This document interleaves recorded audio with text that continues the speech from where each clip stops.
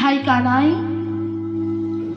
আমি ভুলি নাই তোর সেই দিনের উপকারের কথা, যেদিন বৃন্দাবনে বৃন্দাবন লেগেছিল। ভাই আমি ভুলি নাই সেই দিনের কথা, যেদিন আমরা কালীদহের বীজ জল পান করে অন্ত্রকাতর হয়েছিলাম।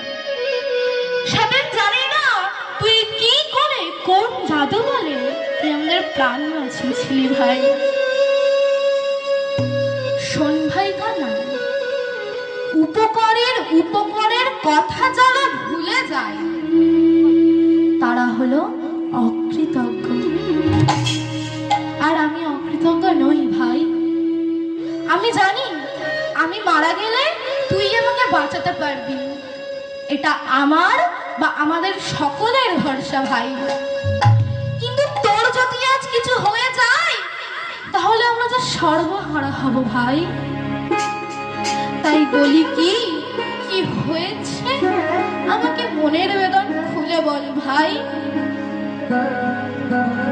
আমি কথা দিলাম তোর মনের বেদন দূর করতে, তুই আমার যা যা করতে বলবি আমি তাই তাই করব।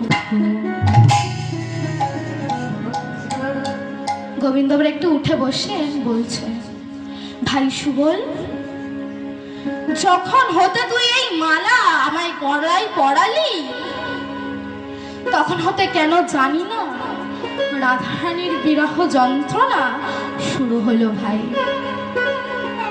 যদিও তুই যে আমার পরম প্রিয় ভাই, তথাপি তুই আমার মরণ প্রিয় সখা।